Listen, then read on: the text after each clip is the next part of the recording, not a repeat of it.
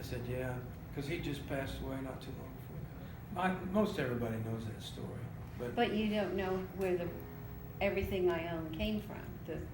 Well, yeah, nobody knows that. But well, I one time when we moved from Tulsa, and we were in California now, and my mother's birthday came, and so it's actually your idea. Oh, But I'm what are we going to do just for in my there. mom's birthday? Well, we called the local florist in Tulsa and had them send her an orchid. And she just loved it. And I got my dad on the phone, and he said, your mother got that orchid, and you could have had anything she owned. And that really stuck with me. I changed it to everything I owned instead of anything.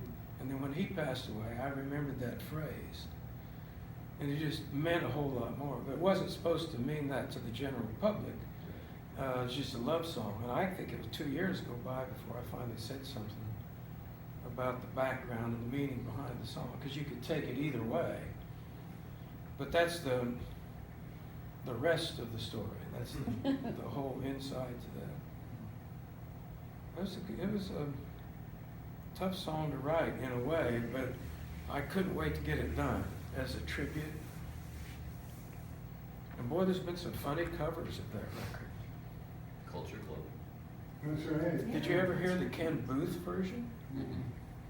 Oh, okay, this record came out in 1973.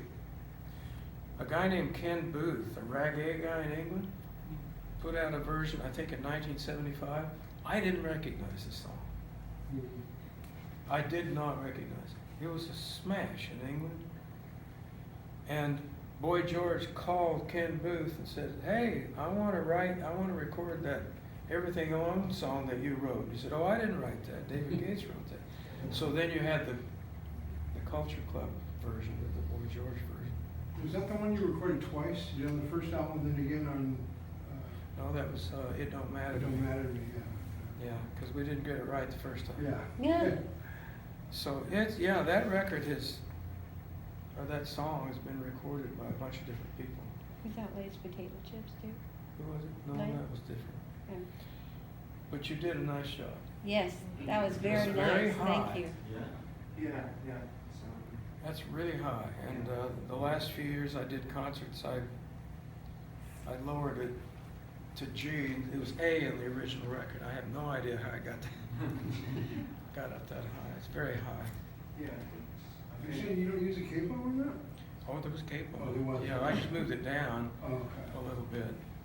But the curse of the capo is it can knock your strings out of tune. Mm-hmm. And when you put it on, you've just done a song and then you put your capo on and you get ready to do the next song. So you hit a nice strum. Am I okay? Boom. Oh, there's something off here. Well, we're going to work on that and talk to the audience a little bit and tune this sucker. And then when you take the capo off, it goes back to where it is and you got to retune again. That's the only thing about those. Yeah. Yeah, so you have to have a dedicated guitar with a capo. But they're so handy because when you put them on, it's like you've got a whole new world to live in. Mm-hmm. It changes, everything sounds different, it's higher, it's just great. By the way, what kind of guitar are you playing? These are both Yamahas. They're both Yamahas? Mm-hmm. Yeah, that's That really sounds Has a nice beautiful. tone Has a to it, yeah. beautiful tone to it. That's been my guitar since I was 17. No kidding. The deep resonance of Yeah, it it's got a is good sound. beautiful.